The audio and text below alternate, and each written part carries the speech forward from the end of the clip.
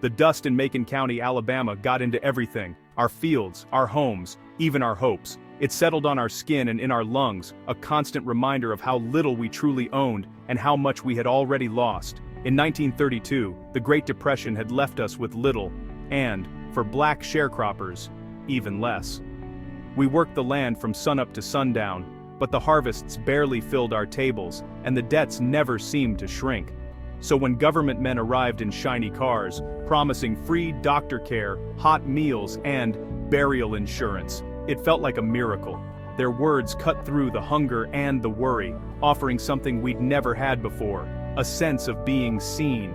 They called it a program for bad blood, a term we used for all kinds of sickness. It was a phrase that covered everything from fatigue to fever, and it sounded like hope wrapped in science. Free care and dignity in death, for men with nothing, it was hope. Even the promise of a proper burial meant our families wouldn't have to worry about scraping together pennies when the time came.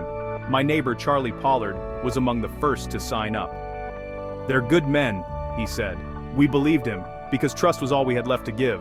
The doctors were polite, and Miss Rivers, the nurse, was one of our own. She spoke our language, understood our struggles, and her presence made the whole thing feel safe. We trusted her, and, by extension, them. In a world that rarely offered kindness, her smile was a lifeline. The government's promise felt solid, like something that could finally lift us up. For the first time, we dared to imagine a future where our children might not suffer as we had. But we didn't know the truth. Behind their smiles and promises, something darker was at work.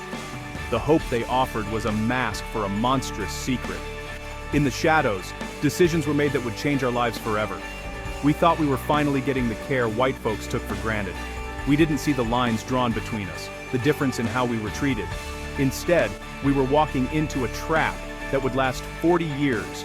Time passed, and the truth stayed hidden, buried beneath layers of official words and false reassurances. The promise of dignity was just bait for a cruel experiment. We were not patients. They saw us as data, as numbers in a ledger. The dust of Macon County wasn't just on our fields, it was used to blind us.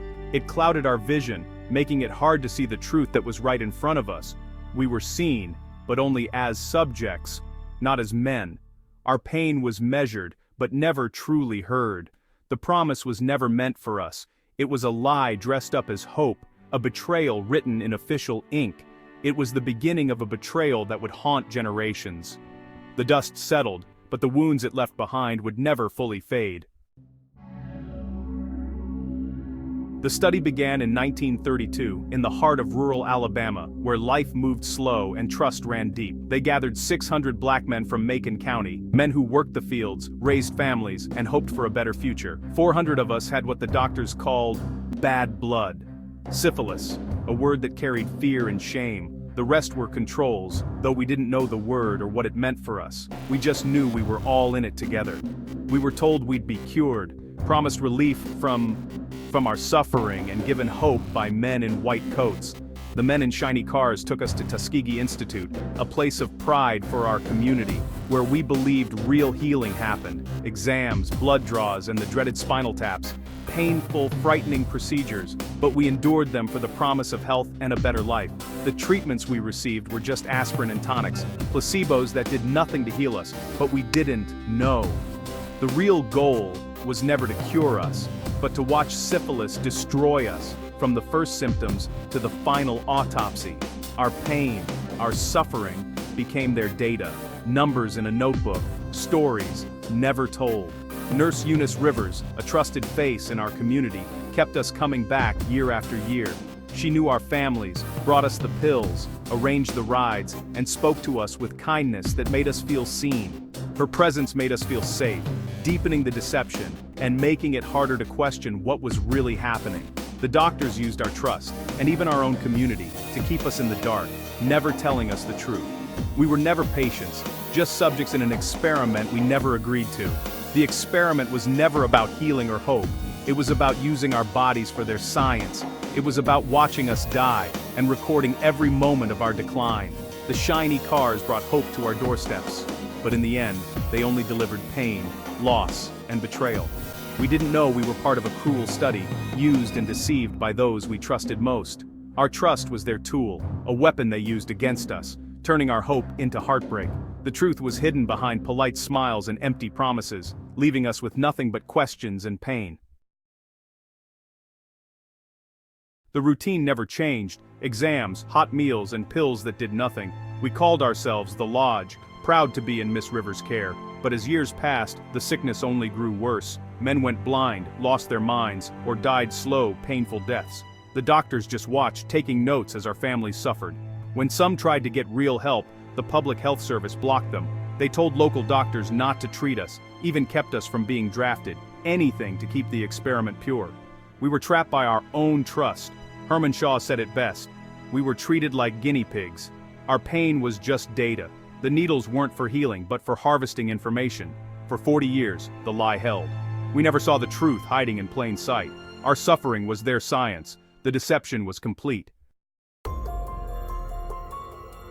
In the 1940s, penicillin changed everything. It could cure syphilis with a few shots. Clinics across America wiped out the disease, but not for us. The doctors running the Tuskegee study knew about penicillin. They chose to withhold it, keeping the experiment going. They watched us die from a treatable illness, all for the sake of their data. The lie grew deeper. They made sure we never learned about the cure. For nearly 30 more years, men suffered and died while penicillin was cheap and available. A man went blind in 1965 from a disease that could have been cured in 1945. This wasn't neglect. It was a deliberate decision to let us perish. The promise of care became a sentence of death. The cure was kept from us. Our lives were sacrificed for science. The betrayal was absolute. The hope of healing was stolen. By the late 1960s, the world was changing, but the study continued in secret. One man, Peter Buxton, saw the truth and couldn't stay silent. He protested to his superiors, but they ignored him. Refusing to give up, Buxton went to the press. In 1972, the story broke. Syphilis victims in U.S. study went untreated for 40 years. The nation was shocked. Outrage swept the country. The study was shut down in days. For us, the survivors, it was a confusing time. The men in the cars stopped coming. The lodge was closed. The lie was finally over, but the damage was done. A whistleblower's courage ended the silence, but it couldn't undo decades of pain. The truth was out, but justice was still far away. The world finally saw what had been done in the shadows. The experiment was over. The scars remained. When the truth came out, only 74 of the original men were still alive. Over 100 had died from the disease. Wives and children were infected. The numbers couldn't capture the pain. In 1973, attorney Fred Gray sued the government for justice, not just money. Charlie Pollard, once so trusting, became the lead plaintiff. The government settled for $10 million and lifetime care for survivors. It was a small price for 40 years of suffering. More important, the lawsuit forced change. The Tuskegee study led to new laws protecting people in medical research. Informed consent became the rule. No more secret experiments. Review boards were created to oversee all human studies. Our suffering changed medicine forever. It was a terrible price for progress. The reckoning had begun. The world could never look away again. The settlement helped, and new laws mattered, but some wounds never heal. The pain of what happened in Tuskegee lingers, echoing through the years and shaping the lives of those who came after. The deepest scar was the destruction of trust, a wound invisible, but lasting. How could we trust doctors again, when medicine had been used as a weapon? The very people meant to heal had become agents of harm, and that betrayal cut deep.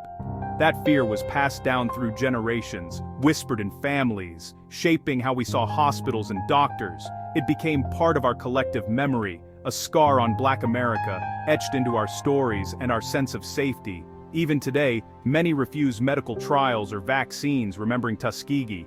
The echoes of that betrayal still shape decisions, fueling skepticism and fear. The shadow of the study lingers, haunting the places and people it touched. In 1997, President Clinton apologized to the survivors, acknowledging the pain and injustice that had been inflicted. What was done cannot be undone. What the United States government did was shameful, and I am sorry. His words were solemn, and the nation listened. It was powerful, but it couldn't erase history. The apology was a step, but the pain remained. The story of Tuskegee must be told again and again, so that the lessons are never lost. It's not just Black history. It's American history, a chapter that belongs to us all.